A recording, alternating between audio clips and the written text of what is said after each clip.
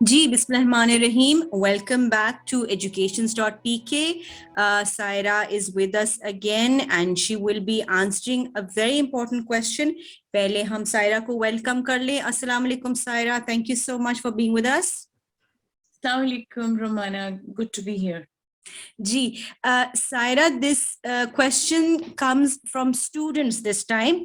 Student जो कि नया नया कॉलेज स्टार्ट करता है, यूनिवर्सिटी स्टार्ट करता है, और वो जो पहला साल एवरीथिंग इज न्यू, सब्जेक्ट से लेके teachers, campus, some may not have any of their friends with them, तो एकदम से एंग्शियस फील करना, डिमोटिवेटेड होना एंड नेगेटिव थॉट्स आना, इसके साथ थोड़ा बताइएगा कि एक स्टूडेंट किस तरह इन चीजों को लेके मोटिवेटेड रहे, अपनी पढ़ाई भी कर सके, एक्स्ट्रा करिकुलर एक्टिविटीज में भी पार्ट ले। बिल्कुल रोमाना, बहुत क्रूशियल क्वेश्चन है, क्योंकि अगर आप एज देखें बच्चों की तो 16, 17 या 18 साल तक बच्चे नॉर्मली पाकिस्तान में ए लेवल्स, ओ लेवल्स या FA, FSC कर चुके होते हैं। इट्स वेरी इम्पोर्टेंट कि बच्चों को माँ बाप भी गाइड करें, ताकि बच्चों की जो इनिशियल एंजाइटी है, जिस तरह बच्चे एलिमेंट्री या मिडिल स्कूल से हाई स्कूल में जाते हैं या अपर क्लासेस में जाते हैं, ए लेवल्स, ओ लेवल्स की, तो उनमें एक नेचुरली एक सेंस ऑफ अनसर्टेनिटी होती है कि हम अपने एकेडमिक परफॉर्मेंस को उस पर पूरा उतर पाएंगे कि नहीं। और जो सोशल एस्पेक्ट है स्कूल्स और कॉलेजेस की, उसमें भी बहुत ज़रूरी है कि बच्चों को या यंग अडल्ट्स को बैलेंस करना आए कि how much time we need to devote to studies and how much time and what kind of social sphere we should develop around ourselves and engage ourselves in. जी, तो इसमें 3 चीज़ें हैं। एक तो स्कूल में जाने से या कॉलेज में एंटर होने से पहले विजिट किया जा सकता है कॉलेज को, जो यहाँ पे यूएस में भी बच्चे अक्सर अपने पेरेंट्स के साथ करते हैं। They are excited to take a day and go to the college campus where they will be starting their studies. और वहाँ जाके आप वहाँ के स्टाफ से मिलें, अपॉइंटमेंट लें, रिक्वेस्ट करें कि हम एज अ फैमिली आना चाहते हैं अपने बच्ची को स्कूल कॉलेज शुरू होने से पहले। और बच्चे वहाँ पे अगर कोई प्रोस्पेक्टस है वो बैठ के पढ़ें, अपनी हैंडबुक इसे कहते हैं कॉलेज की, देखें, घर ले आए उसको कि कॉलेज की क्या क्या एक्सपेक्टेशंस हैं, how can be one of the best students and what kind of student services are available at the college. I know Pakistan में काउंसलिंग सेंटर्स एज सच नहीं है, लेकिन एटलीस्ट साइकोलॉजिस्ट या consulting therapist and psychiatrists might be requested in case if there is some undiagnosed symptomatic issues coming up, बहुत ज़्यादा social anxiety है, कोई और issue है बच्चों का, कोई medical condition है, तो फिर cross referrals देख के बच्चों को medical and psychosocial help provide की जा सकती है, ताकि उनकी पढ़ाई impact ना हो। बिल्कुल ठीक। एक बहुत इम्पोर्टेंट चीज़ साथ में ये है कि आप अपने बच्चों को पूछते रहिए कॉलेज शुरू होने से पहले या कॉलेज शुरू होने के फौरन बाद कि बेटे how was your day, how are you doing in school, what kind of academic load you have and are you able to cope with it, are you excited, are you enjoying certain classes. कुछ professors के teaching style बच्चों को अच्छे लगते हैं, कुछ के ज़रा थोड़े इंटिमिडेटिंग लगते हैं या समझ में नहीं आते, तो बच्चों को फीडबैक देते रहिए कि how can you get help in your school system, in your college. Right. और पेरेंट्स को अगर बड़े बहन भाई हैं बच्चों के जो भी जा रहे हैं कॉलेज जाना शुरू कर रहे हैं, उन बड़े बहन भाइयों से या कज़न से भी एकेडमिक और सोशल एनवायरनमेंट के हवाले से कुछ ना कुछ टिप्स मिल सकती हैं। मैं बच्चों को हमेशा ये कहती हूँ, टीनेजर्स को जो कॉलेज शुरू करते हैं, कि यू नीड टू विजुअलाइज कि एक दिन जब आप यहाँ से ग्रेजुएट करेंगे, अगर वेल रिक्टोरियन है, स्पीच देते हैं अपनी आउटगोइंग क्लास को, आप उसी कोहॉर्ट के साथ ग्रेजुएट करते हैं, अगर आप अपर परसेंटाइल्स में हैं, आपके ग्रेड्स अच्छे आते रहे हैं, आप ऑनर रोल स्टूडेंट हैं, what legacy you are leaving at your school in college, and then आप अपना नाम वहाँ प्लैक पे विजुअलाइज कर सकते हैं कि you have been a good student and you did very well in your college years, और वो आपकी लाइफ का बड़ा प्यारा और बहुत मेमोरेबल टाइम होता है, क्योंकि उसी टाइम में आप अपने मेंटर्स ढूंढते हैं, उसी टाइम में आप for life long learning opportunities के लिए अपने दोस्त जो आपके साथ ग्रेजुएट करेंगे, अगर वो बच्चे बच्चियां भी कॉलेज और स्कूल के हवाले से ज़्यादा होशियार हैं, अलर्ट हैं, उनके एकेडमिक गोल्स हाई हैं, तो उन बच्चों की सोबत में रह के आप लोग बहुत सोशली भी मीनिंगफुल लाइफ्स गुजारेंगे during college years as well as when you graduate.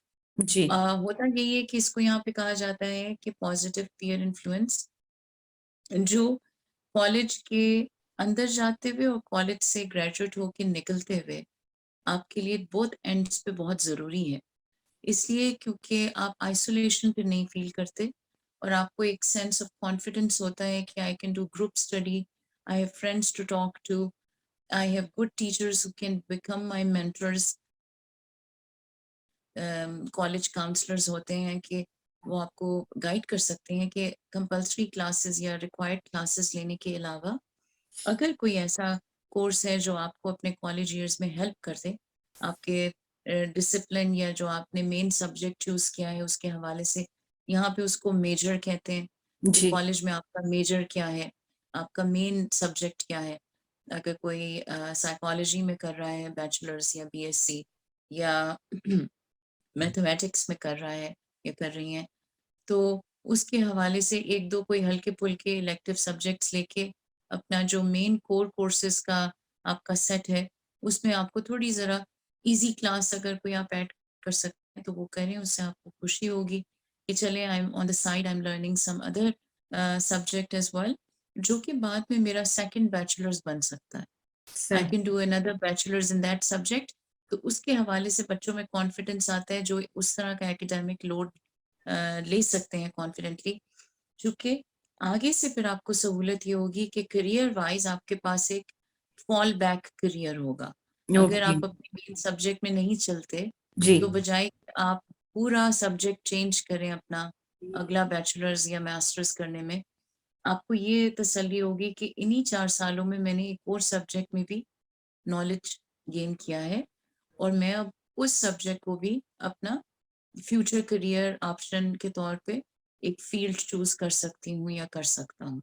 बिल्कुल बिल्कुल अगेन उसके लिए अपने कॉलेज काउंसलर से एकेडमिक काउंसलिंग हासिल कीजिए, और अगर आपको सोशल इमोशनल प्रॉब्लम है या साइकोलॉजिकली आप थोड़ा अपने आप को हेजिटेंट फील करते हैं, एडजस्ट नहीं कर पा रहे, तो इसे कहते हैं कि ट्रांजिशंस के लिए बच्चों को एंटिसिपेशन की एक तरह से जो एंजाइटी है उससे बचाया जाए, उनको पहले से प्रिडिक्ट करवाया जाए कि when you go to college you have a new syllabus for each subject, you have a new schedule, new building, new teachers or professors and new set of friends or college mates, classmates।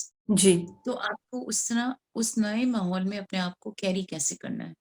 कुछ होते हैं personal skills, जी आपकी interpersonal interactions कैसी हैं, उसमें तो obviously बच्चे अगर ऑलरेडी अवेयर हैं कि किस तरह उन्हें अपने आप को कैरी करना है, just be yourself, be honest, show interest in your college studies, know how to utilize your time, have very good organizational skills, make sure कि आप अपनी peer influence को बिल्कुल एक तरह से filtered रखें, ताकि जी आप किसी कॉलेज में जाते साथ ही आपको कोई डांट ना पड़े और आप कोई ऐसी गलत हरकत ना करें जिसकी बेसिस पे प्रोफेसर्स की नज़र में, जो सीरियस प्रोफेसर्स आपको मोल्ड करेंगे नेक्स्ट 2 सालों में या 4 सालों में, आपकी थिंकिंग को, आपकी स्कॉलरशिप को, आपकी राइटिंग एबिलिटी को, आपकी रीडिंग इंटरेस्ट को, उनको आप डिसअपॉइंट नहीं कीजिए, क्योंकि it will fire back.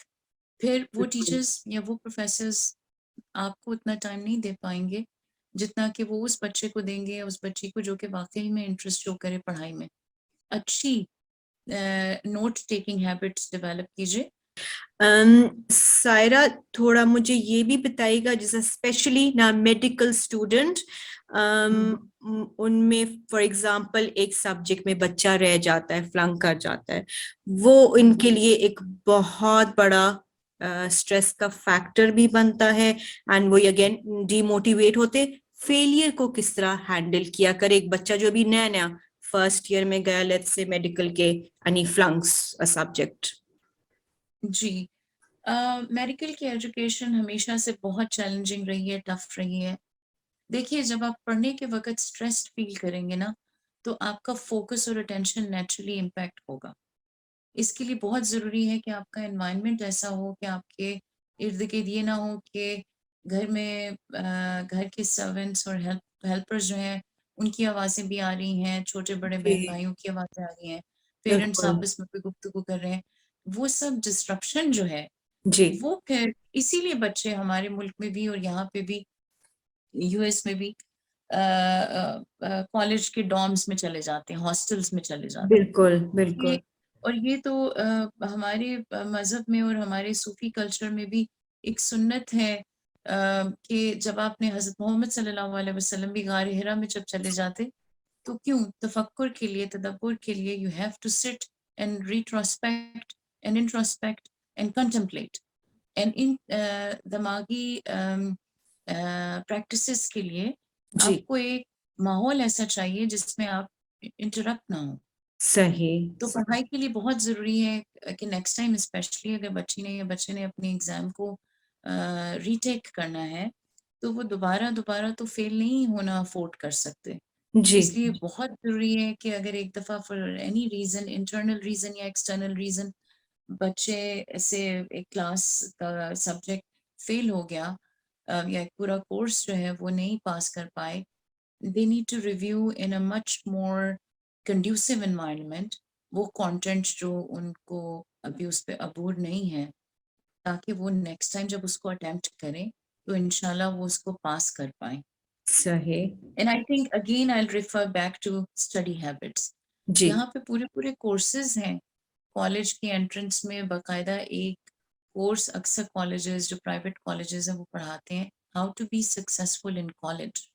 Okay. क्योंकि वो आपकी तरबियत में आ जाता है, आपकी ट्रेनिंग में आ जाता है कि जी, आप कॉलेज को सक्सेसफुल एक्सपीरियंस अपने लिए एकेडमिकली और even to build your personality skills, आपके एट्रीब्यूट्स, आपका कैरेक्टर वो कैसे डेवलप होगा ताकि आप एक अच्छे लाइफ लॉन्ग स्टूडेंट बन सकें।